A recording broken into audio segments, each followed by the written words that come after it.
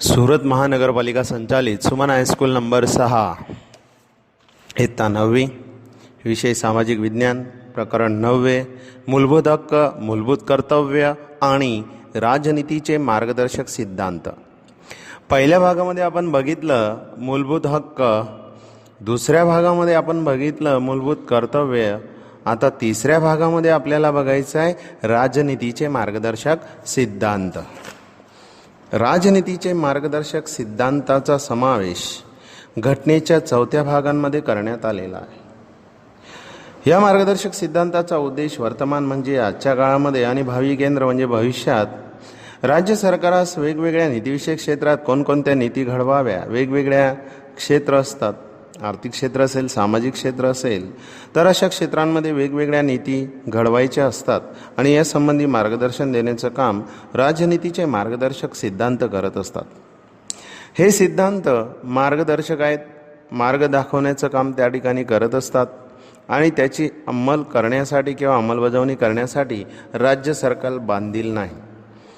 त्याची अंमलबजावणी व्हावी यासाठी राज्य सरकार बांधील नसतं, परंतु जी काही नीती घडवायची असेल तर त्यावेळेस सिद्धांतांना केंद्रात ठेवलं जातं आणि मग नीती घडवली जात असते।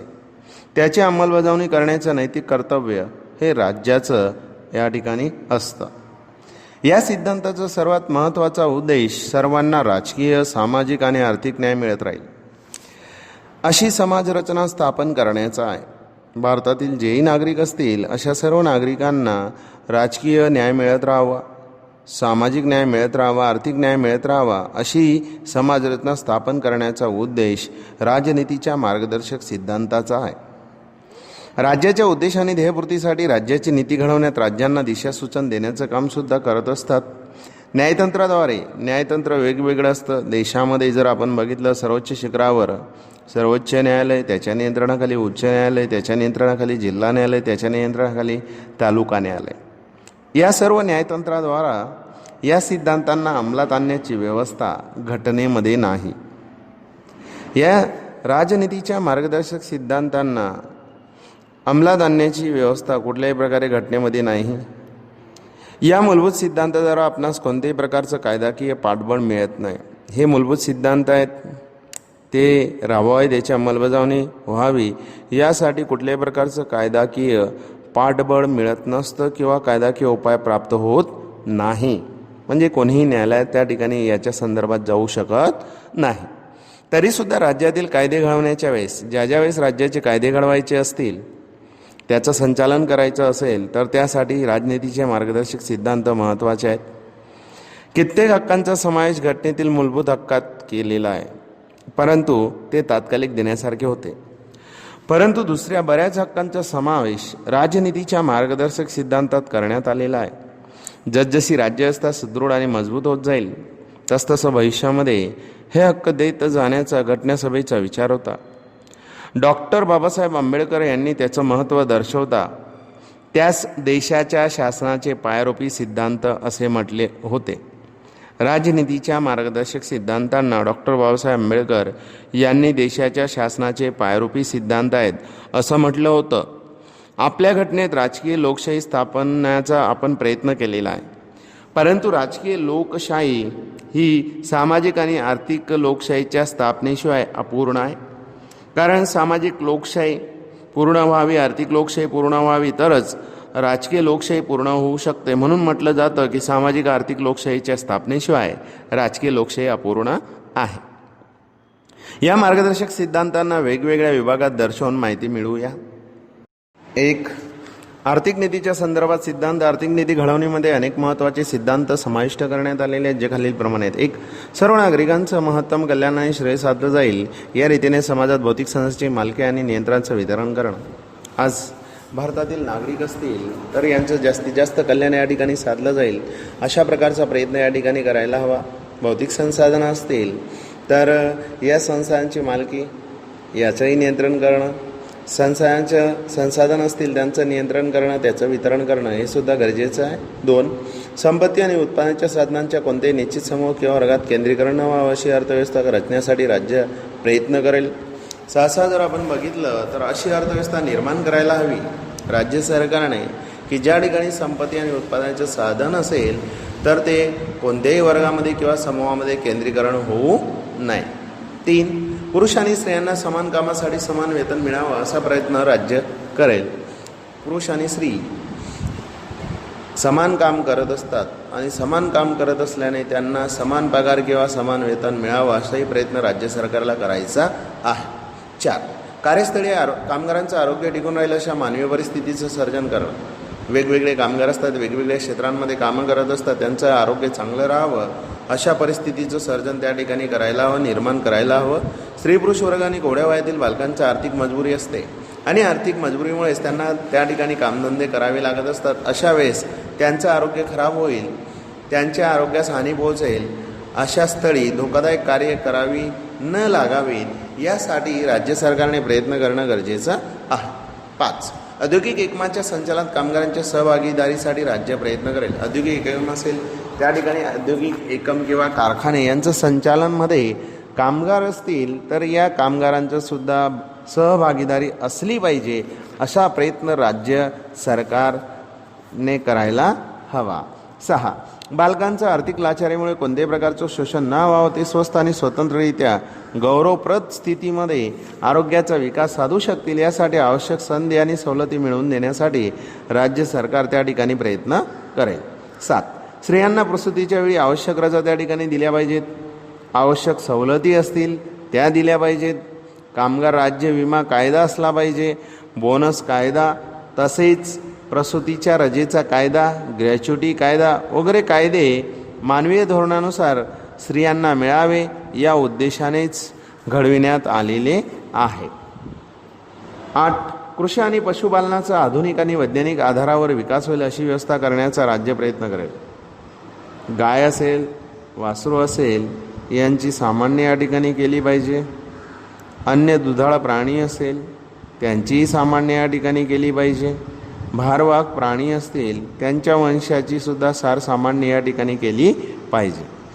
बैल, गाढव आणि गायींची कत्तल अटकवण्याचा प्रयत्न या ठिकाणी करेल. बैलांची कत्तल होत असेल, गाढवाची कत्तल होत असेल किंवा गायींची त्या ठिकाणी कत्तल होत असेल तर ते अटकवण्याचा प्रयत्नसुद्धा या ठिकाणी राज्य सरकारने करायला हवा. त्यानंतर 9. राज्यात सर्वांना न्यायाची समान संधी त्या ठिकाणी मिळाली पाहिजे. आर्थिक किंवा असमर्थतेमुळे कोणत्याही गरजवंत नागरिकास न्याय मिळवण्याच्या संधी नाकारता येणार नाही. तसेच त्यांना विनामूल्य कायदाकीय मदत मिळावी याची व्यवस्था राज्याने करायची आहे. हा होता आर्थिक नीतीच्या संदर्भात सिद्धांत. आता 2 सामाजिक नीती संबंधित सिद्धांत. अनुसूचित जाती, अनुसूचित जनजाती आणि वंचित समूह यासारख्या सामाजिक दुर्बल वर्गाच्या शैक्षणिक आणि आर्थिक हिताच्या उत्कर्षासाठी काळजीपूर्वक विशेष प्रयत्न राज्याने करायचे आहेत, ज्यामुळे सामाजिक अन्याय होणार नाही तसेच शोषणासमोर त्यांचं रक्षण होईल. भारतात राहणाऱ्या सर्व नागरिकांसाठी एक समान दिवाणी कायदा घडविणे, युनिफॉर्म सिव्हिल कोड न्यायव्यवस्थेचं संचालन करणं गरजेचं आहे. सर्वांना न्याय मिळेल असा प्रयत्नसुद्धा राज्य सरकार करेल. लग्न, घटस्फोट, भरणपोषण, प्रौढवयस्क, दत्तकविधान आणि वसियत वगैरे एकसारखे दिवाणी कायदे घडवले पाहिजेत. सामाजिक न्यायाच्या दिशेने सरकारने पावलं भरायला हवेत. राज्यात सर्व नागरिकांना काम करण्याचा हक्क त्या ठिकाणी मिळावा. वृद्धावस्था असेल, आजारपण, अमंगल प्रसंग असेल त्याच्या कारणाशिवाय भोगाव्या लागल्या तंगीमुळेच अन्य प्रसंगी शिक्षण आणि जाहीर मदत मिळावी यासाठी राज्यसुद्धा परिणामकारक व्यवस्था त्या ठिकाणी उभी करेल. 3 राजकीय आणि विदेश नीतीविषयक सिद्धांत. राज्य ग्रामपंचायतीच्या स्थापना करण्यासाठी आवश्यक पावलं भरेल. जर ग्रामीण भागामध्ये ग्रामपंचायत स्थापन करायची असेल तर त्यासाठी आवश्यक पावलं राज्य सरकार उभारेल. तसेच स्वराज्याचं एकम म्हणून कार्य करू शकतील त्यासाठी त्यांना आवश्यक सत्ता आणि अधिकार आणि आर्थिक सहाय्यसुद्धा त्या ठिकाणी मिळेल. 2 राज्य सेवांमध्ये न्यायतंत्रास कारोबारीपासून अलिप्त आणि स्वतंत्र करण्यासाठी राज्य पावलं भरेल की ज्यामुळे न्यायाधीश निष्पक्ष असेल, निष्पक्षपातीपणे त्या ठिकाणी न्याय देऊ शकतो, निडरपणे देऊ शकतो आणि निर्धास्तपणे त्या ठिकाणी न्याय देऊ शकतो. तशा प्रकारची व्यवस्था राज्य सरकारला करायची आहे. 3 आंतरराष्ट्रीय शांती, सुरक्षितता आणि उन्नतीसाठी राष्ट्रांमध्ये न्यायिक आणि मानवपूर्ण संबंध टिकवण्यासाठी आंतरराष्ट्रीय कायदे आणि संधीसंबंधी कर्तव्यविषयीचा आदर वाढविणे आणि आंतरराष्ट्रीय मतभेद आणि तक्रार प्रश्नांचं पंचाद्वारे शांतीपूर्ण निराकरण आणण्याचा प्रयत्न राज्य करेल. अशा बाबतींना अग्रिम प्रोत्साहन या ठिकाणी देईल. आंतरराष्ट्रीय शांती, सुरक्षितता आणि उन्नती या ठिकाणी व्हायला हवी. न्यायिक आणि मानव संबंध टिकून राहावेत यासाठी आंतरराष्ट्रीय कायदे, तसेच जी काही संधी झालेली असेल तिच्या संबंधी कर्तव्यविषयीचा आदर वाढवायला हवा. आंतरराष्ट्रीय मतभेद झाले असतील किंवा तक्रार प्रश्न असतील तर जे काही पंच असतील त्यांच्याद्वारे शांतीपूर्ण निराकरण आणण्याचा प्रयत्न राज्य सरकारला करायचा आहे. अशा बाबतींना अगोदर प्रोत्साहन त्या ठिकाणी द्यायचं आहे. 4. शैक्षणिक आणि सांस्कृतिक नीतीसंबंधित सिद्धांत. 14 वर्षापर्यंतच्या सर्व बालकांना घटना आरंभ झाल्यापासून 10 वर्षाच्या आत फुकट आणि सक्तीचं शिक्षण प्राप्त व्हावं यासाठी राज्य प्रयत्न करेल, जो आता मूलभूत हक्क बनलेला आहे. 14 वर्षापर्यंत जे काही बालक असतील अशा सर्व बालकांना 10 वर्षाच्या आत फ्री, मोफत आणि सक्तीचं शिक्षण त्या ठिकाणी प्राप्त होईल यासाठी राज्याला प्रयत्न करायचा आहे. राष्ट्रीय महत्त्व म्हणून जाहीर झालेल्या कित्येक कलात्मक आणि ऐतिहासिक महत्त्वपूर्ण स्मारकं असतील, स्थळे असतील, वेगळ्या प्रकारच्या कलाकृती असतील, इमारतीचे पदार्थ असतील इत्यादीचे यथाप्रसंगी लुटपाट, बिघाड आणि विकृती, स्थलांतर, निकाल किंवा त्याचा नाश थांबवण्यासाठी तसेच रक्षण करण्याचं कर्तव्य राज्याचं असेल. लुटपाट होणार नाही याची काळजी राज्याने घ्यायची आहे. कुठल्याही प्रकारचा बिघाड त्याच्यामध्ये होणार नाही, कुठल्याही प्रकारची विकृती निर्माण होणार नाही, कुठल्याही प्रकारचं स्थलांतर होणार नाही, निकाल होणार नाही किंवा त्याचा नाश होणार नाही यासाठी राज्याला प्रयत्न करायचा आहे. अशा रीतीने राष्ट्रातील सांस्कृतिक आणि ऐतिहासिक वारशांचं योग्य रीतीने जतन होईल ते पाहण्याचा उद्देश राज्य सरकारचा असेल. 5. आरोग्यविषयक नीतीसंबंधित सिद्धांत. लोकांचे आरोग्य आणि पोषण स्तर सुधारेल यासाठी राज्याने प्रयत्न करायचे आहेत. लोकांचे आरोग्य चांगलं राहावं, त्यांचाही जो काही पोषण स्तर असेल तो सुद्धा चांगल्या प्रकारचा होईल याच्यासाठी राज्याने प्रयत्न करायचे आहेत.